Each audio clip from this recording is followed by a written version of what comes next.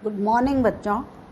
मैं डॉक्टर मधुलिका सिंह उज्ज्वल आज की कक्षा में भी आपको भारत में जो राष्ट्रपति का पद है, जिसको कि हम पूर्व की कक्षाओं से पढ़ते आ रहे हैं, और सबसे पहली जब कक्षा मैंने इस राष्ट्रपति को पढ़ने पर ली थी, उसमें मैंने आपको बताया था बच्चों कि राष्ट्रपति को, भारत में जो राष्ट्रपति का पद है, उसको हम विभिन्न भागों में बांटते हुए पढ़ेंगे, जिससे कि आपको समझने में आसानी रहे। आप भली भांति वन बाय वन राष्ट्रपति से संबंधित जो भी अध्ययन आपको करना है, जो भी जानकारी आपको होनी चाहिए, वह आसानी से आपको मिल सके या आसानी से आप उसको समझ सकें। तो मैंने आपको कहा था कि हम पहले राष्ट्रपति से संबंधित जितने भी अनुच्छेद हमारे संविधान में हैं, उनके बारे में पढ़ेंगे, और वो हम पढ़ चुके हैं। फिर राष्ट्रपति को जो भारतीय संविधान द्वारा प्राप्त शक्तियां हैं, उनको हम पढ़ेंगे, और उनमें भी ए और बी पार्ट के रूप में पढ़ेंगे, सामान्यकालीन शक्तियाँ और आपातकालीन शक्तियाँ। उनको भी हमने अब पढ़ लिया है। उसके बाद बच्चों, भारतीय शासन में या भारतीय राजनीति में राष्ट्रपति की जो स्थिति है, उसको हमने पढ़ा पूर्व की कक्षा में कि भारत के राष्ट्रपति की भारतीय शासन में या भारतीय राजनीति में क्या भूमिका, क्या स्थिति सिद्धांततः रहती है। तो उसमें हमने देखा और हमने पढ़ा कि भारत में राष्ट्रपति का जो पद है हमारी शासन व्यवस्था में, वो एक संवैधानिक प्रधान मात्र का है। उसकी शक्तियाँ या उसकी स्थिति हमारे शासन में ब्रिटिश सम्राट के समकक्ष है। साथ ही संविधान में राष्ट्रपति के पद को गौरव, गरिमा और सम्मान का पद माना गया है, और इस नाते वह वैदेशिक मामलों में, या आपको कहूँ अंतर्राष्ट्रीय मंचों पर, उस सम्मान और गरिमा के परिचायक के रूप में, प्रतीक के रूप में भारत का नेतृत्व करता है, और शासन व्यवस्था में एक परामर्शदाता के रूप में भी भूमिका निभाता देखा गया है। तो कुल मिलाकर बच्चों, पूर्व की कक्षा में हमने उसकी सैद्धांतिक स्थिति पर चर्चा की, उसके बारे में पढ़ा। आज की कक्षा में मैं आपको जो भारतीय राजनीतिक व्यवस्था में राष्ट्रपति का जो बदलता हुआ या कहूँ उभरता हुआ स्वरूप है, उस पर चर्चा करेंगे। आज की कक्षा में यह देखने की भी हम कोशिश करेंगे कि क्या वास्तव में भारत का राष्ट्रपति एक संवैधानिक प्रधान के नाते एक रबर स्टैंप के रूप में ही हमेशा रहा है, या कभी किन्हीं परिस्थितियों में कोई राष्ट्रपति ने अपनी सक्रिय भूमिका भी निभाई है भारतीय राजनीति में, या निभाने की कोशिश की है।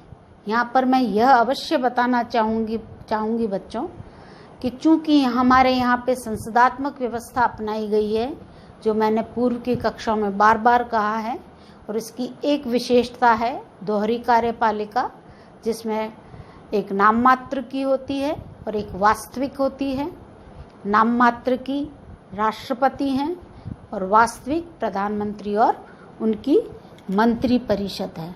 तो बच्चों, कुल मिलाकर तो राष्ट्रपति की सक्रिय भूमिका शासन में विवाद ही पैदा करने वाली होती है, परंतु हम यहाँ बात करेंगे कि वास्तव में ऐसी परिस्थितियाँ उत्पन्न हुई थी जबकि राष्ट्रपति को अपनी सशक्त, सक्रिय, विवेकपूर्ण भूमिका निभानी थी या निभानी चाहिए थी। तब राष्ट्रपति ने ऐसा किया या तब राष्ट्रपति द्वारा वह सक्रियता दिखाते हुए भारतीय राजनीति को एक अलग आयाम के रूप में स्थापित करने की कोशिश की थी, उस पर हम इस कक्षा में विचार करेंगे।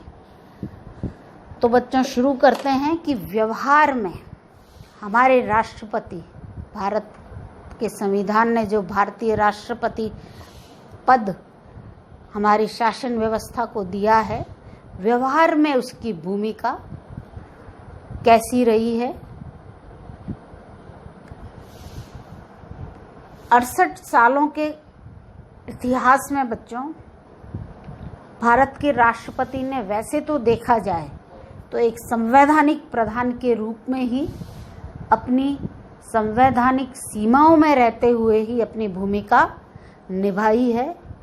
पूर्व के राष्ट्रपतियों की बात करें, चाहे वो राजेंद्र प्रसाद हो या राधाकृष्णन हो, फ़खरू अली अहमद हो, आदि सभी ने अपने राष्ट्रपति पद की मर्यादाओं का ध्यान रखते हुए अपनी प्रभावपूर्ण भूमिका निभाई है। हाँ, कभी भी उन सीमाओं का उल्लंघन उनके द्वारा नहीं किया गया जो संविधान ने उनके लिए निर्धारित की थी। परंतु बच्चों, 1977 में कार्यवाहक राष्ट्रपति थे बी.डी. जत्ती। उनके समय में एक घटना होती है कि संघीय मंत्री परिषद द्वारा 9 राज्यों की विधानसभाओं को भंग करने संबंधी प्रस्ताव भेजा जाता है, जिसको बी.डी. जत्ती द्वारा मानने में थोड़ी सी आनाकानी की जाती है। और इस समय राष्ट्रपति और मंत्री परिषद या कहें प्रधानमंत्री के बीच में एक तरह से विवाद की स्थिति उत्पन्न हो जाती है।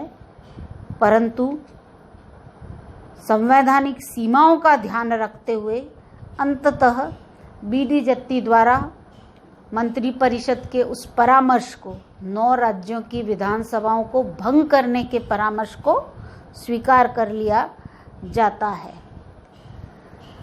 परंतु हम यदि आगे बढ़कर कुछ उदाहरण देखें तो पाएंगे कि आने वाले समय में राष्ट्रपतियों ने बी.डी. जत्ती के प्रतिकूल भी राष्ट्रपति पद की भूमिका निभाई है। यानी हर बार उन्होंने मंत्री परिषद द्वारा की गई सिफारिशों को स्वीकार किया होगा या माना ही है, ऐसा नहीं हुआ है बच्चों। मैं आपको 1-2 उदाहरण देके समझाना चाहूँगी कि पहला तो राष्ट्रपति संजीव रेड्डी जब बनते हैं, जब वो बनते हैं तो उसी समय 1977 में इंदिरा गांधी चुनाव हार जाती है, जिनकी की पूर्व में सरकार होती है। और इस समय संजीव रेड्डी के समक्ष 3 विकल्प होते हैं जिनको वो सरकार बनाने के लिए आमंत्रित कर सकते हैं। उनमें एक विकल्प था मोरारजी देसाई के रूप में, दूसरा जगजीवन राम के रूप में और तीसरा चौधरी चरण सिंह के रूप में। अब यहाँ पर आप बच्चों देखिए कि कैसे राष्ट्रपति संजीव रेड्डी अपने विवेक, अपनी बुद्धि या कहें अपने राजनीतिज्ञ होने की पहचान भारतीय राजनीति में छोड़ते हैं कि जब मोरारजी देसाई द्वारा तो अल्पमत में होने के कारण सरकार बनाने का दावा छोड़ दिया जाता है और इसके विपरीत जगजीवन राम के पास लगभग 205 वोट होने के बाद भी उनको छोड़कर राष्ट्रपति संजीव रेड्डी चौधरी चरण सिंह को प्रधानमंत्री बना देते हैं। और यहाँ पर इंटरेस्टिंग बात यह है बच्चों कि चौधरी चरण सिंह न तो की सरकार को न तो लोकसभा का सामना करना पड़ा और न ही सरकार बनाने के लिए लोकसभा का विश्वास मत भी प्राप्त करना पड़ा।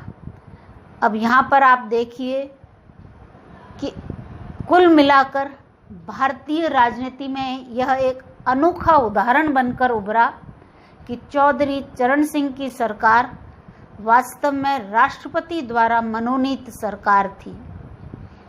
और उससे भी इंटरेस्टिंग जो बात थी बच्चों वो यह कि यह सरकार जिसको न तो लोकसभा का सामना करना पड़ा और न ही जिसने लोकसभा में विश्वास मत प्राप्त किया, वरन केवल राष्ट्रपति के कारण प्रधानमंत्री बन गए चौधरी चरण सिंह, उनके द्वारा राष्ट्रपति को लोकसभा को भंग करने या विसर्जन करने की सिफारिश की जाती है उनके द्वारा, जिसने कि कभी लोकसभा में विश्वास मत ही प्राप्त नहीं किया, वो लोकसभा को भंग करने की सिफारिश राष्ट्रपति को करता है।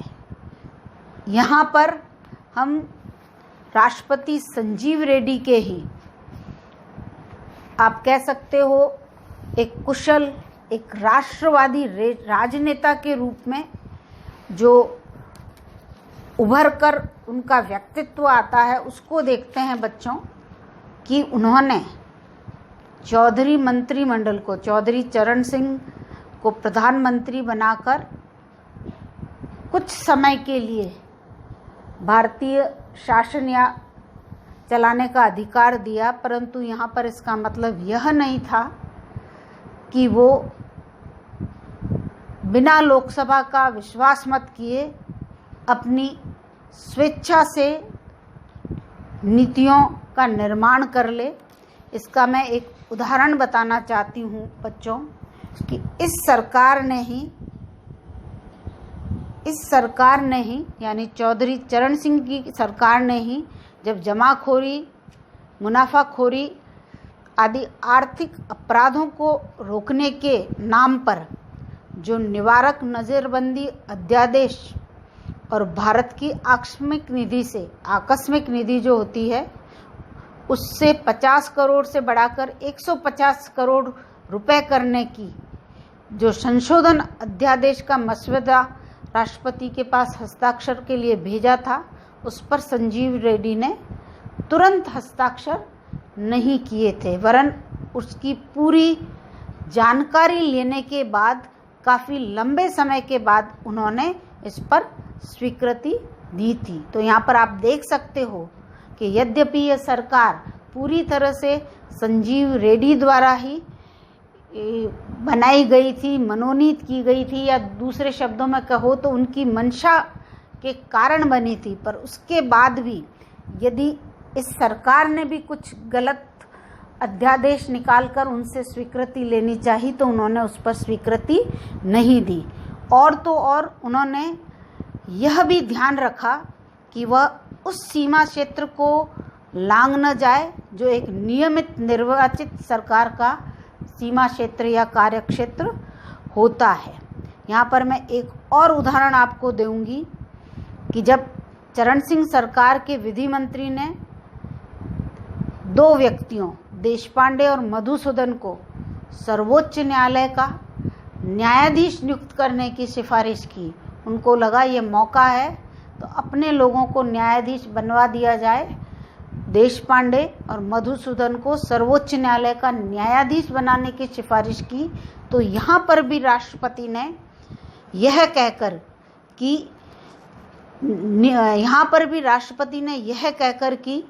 अभी निर्वाचित सरकार की प्रतीक्षा की जाए और उसके बाद ही नियुक्तियां की जाए तो ज़्यादा अहम रहेगा। साथ ही बच्चों, राष्ट्रपति द्वारा जब यह देखा गया कि चौधरी चरण सिंह की सरकार नियमित चुनावों को टालने के लिए बहानेबाजी कर रही है, तो उन्होंने रेडियो और दूरदर्शन पर राष्ट्र के नाम संदेश देते हुए राष्ट्र की जनता को यह आश्वासन दिया कि कुछ भी हो जाए, चुनाव अपने निश्चित समय पर ही होंगे।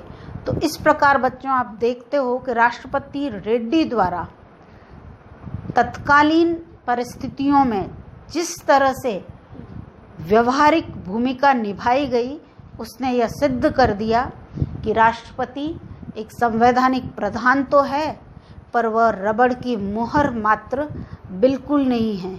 वह भारत का राष्ट्र मुखिया होने के नाते शक्तिहीन भी बिल्कुल ही नहीं है। उनके द्वारा अपने विवेक का प्रयोग करते हुए मंत्रिमंडल के हाथों की कठपुतली बनना, विवेक का प्रयोग किया गया और मंत्रिमंडल के हाथों की कठपुतली बनना बिल्कुल ही स्वीकार नहीं किया गया। तो इस प्रकार से बच्चों आपने देखा कि कैसे संजीव रेड्डी ने व्यवहारिक रूप में राष्ट्रपति पद की गरिमा को बनाए रखा, जबकि परिस्थितियां असामान्य परिस्थितियां पैदा हुई।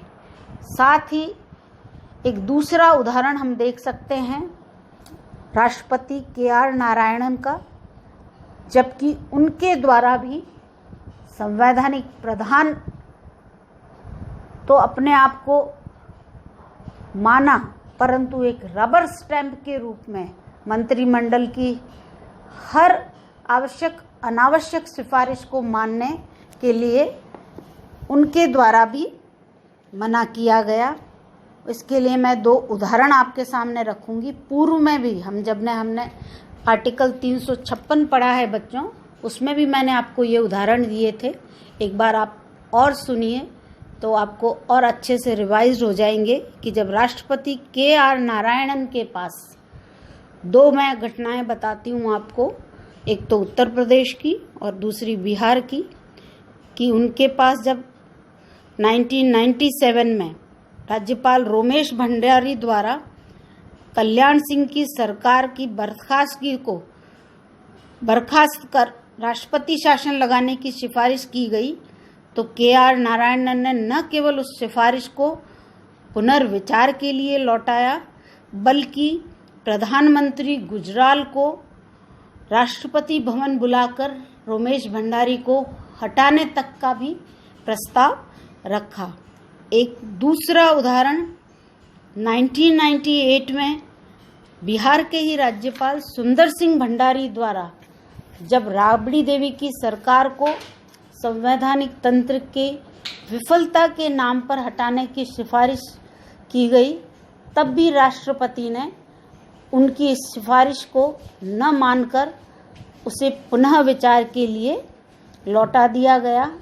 और बच्चों, इन दोनों उदाहरणों से साबित होता है कि राष्ट्रपति ने सदैव मंत्रिमंडल की सिफारिशों को मानकर उनके हाथों में कठपुतली बनकर सरकारों के हिसाब से कार्य नहीं किया, वरन अपने विवेक का प्रयोग करते हुए अनावश्यक और अवांछित सिफारिशों को स्वीकार करने से मना करते हुए उन्हें पुनः विचार के लिए लौटाया।